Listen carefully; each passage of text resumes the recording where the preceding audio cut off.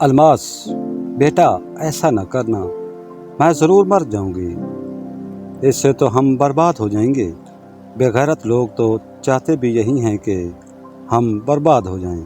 آپ کو سمجھ نہیں آ رہی میں تم سے کیا کہہ رہی ہوں؟ وسیم کاغذ پر لکھنا شروع کر دیتا ہے۔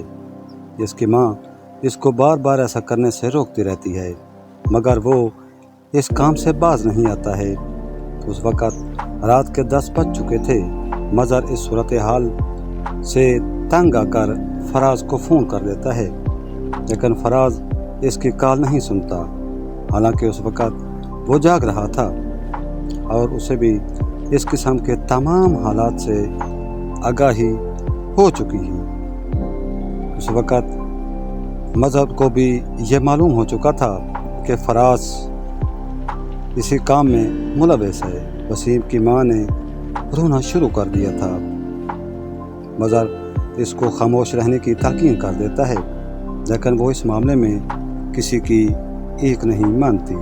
اس وقت الماس کی بیٹی بھی دوسرے کمرے میں موجود تھی۔ وہ بھی یہ سب کچھ سن رہی تھی اور آہستہ آہستہ رو رہی تھی۔ وسیم نے طلاق لکھ دی تھی اور اس نے یہ کاغذ اپنے ہاتھ میں ہی پکڑا ہوا تھا۔ وہ ابھی یہ سوچ رہا تھا کہ وہ یہ کاغذ مظہر کو دے دے، لیکن اچانک اسے یہ خیال آ گیا تھا کہ پہلے میری بہن کو یہ لوگ فارغ کریں گے، تب میں ان کو یہ کاغذ دوں گا۔ اس نے ایسا ہی کیا اور ان کو ان حالات سے آگاہ کر دیا۔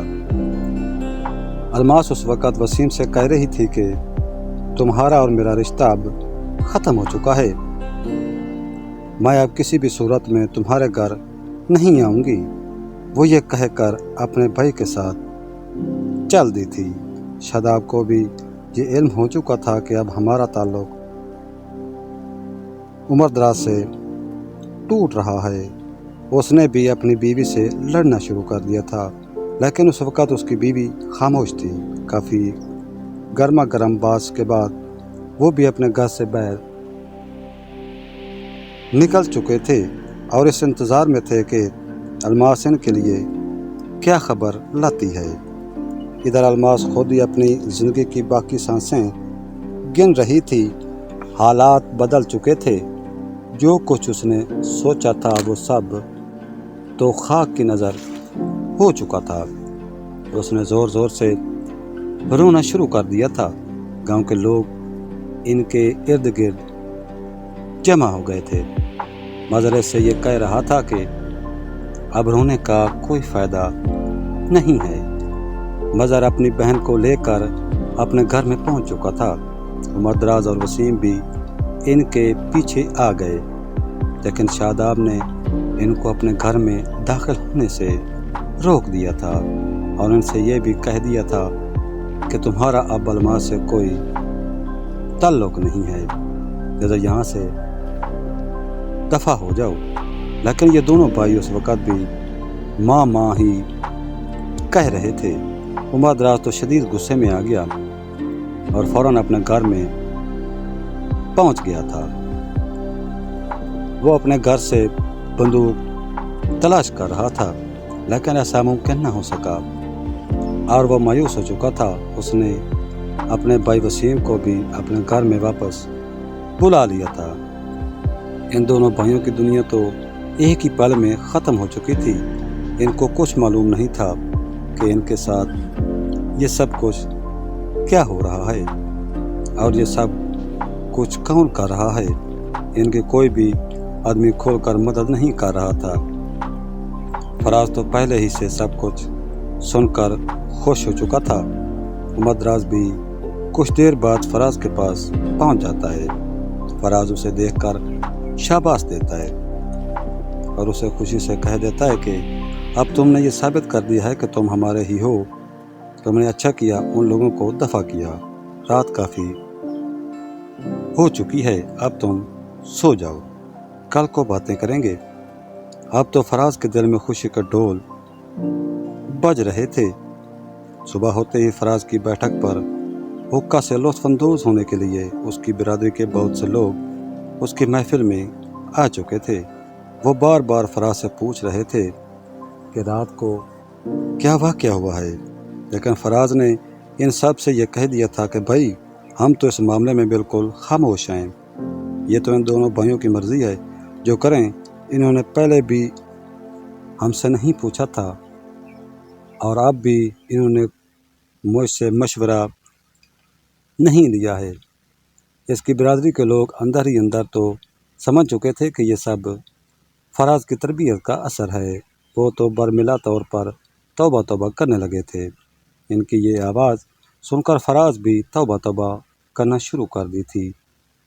وسیم اور عمر دراز دونوں بہت خوش نظر آ رہے تھے، لیکن ان کی بہن کی خوشی تو ختم ہو چکی تھی۔ وہ تو اپنے ہی کمرے میں خاموشی کے ساتھ جاگ رہی تھی۔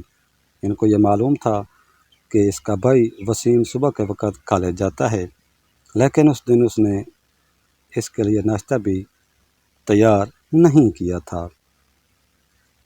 وسیم نے جب کالج جانے کی تیاری کر لی تو اس نے اپنی بہن کے کھانے کے بارے میں پوچھا، لیکن اس کی بہن تو پہلے ہی سے خاموش تھی۔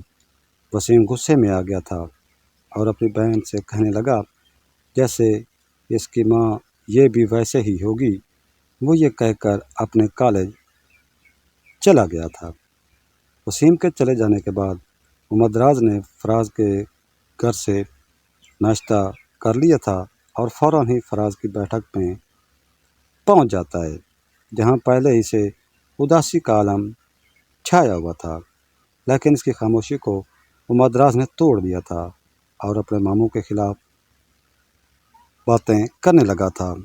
اس وقت وہ بولتا ہی جا رہا تھا، اسے کسی شخص نے بھی روکنے کی جسارت نہ کی۔ آواز آتی ہے عمر دراز کو گھر بھیجو۔ عمر دراز کمرے سے باہر نکل جاتا ہے۔ فراز کی بیوی نے ناشتہ تیار کر لیا۔ اس نے اس سے کہا کہ یہ ناشتہ لو اور اپنی بہن کو دے آؤ۔ عمر دراز اپنی بہن کے لیے ناشتہ لے کر پہنچ چکا تھا، لیکن اس نے ناشتہ کرنے سے انکار کر دیا تھا۔ وہ اپنے بھائی کو صاف لفظوں میں بتا دیتی ہے کہ جب تک میری ماں میرے پاس نہیں آئے گی میں روٹی نہیں کھاؤں گی۔ عمر دراز نے بھی اسے یہ بتا دیا تھا کہ ہماری ماں اب ہماری نہیں رہی ہے، وہ اب بدل چکی ہے۔ اس کو اگر ہمارا تھوڑا سا بھی احساس ہوتا تو ہمیں کسی صورت میں تنہا نہ چھوڑتی۔ شکریہ محترم سامعین و حاضرین، اگر آپ کو ہماری یہ ویڈیو پسند ہے تو آپ ہمارے چینل کو لائک کریں، سبسکرائب کریں اور ایک اچھا سا کمنٹ دے دیں۔ افسانہ ماں کا اگلا حصہ ہم اگلی ویڈیو میں پیش کریں گے۔ شکریہ۔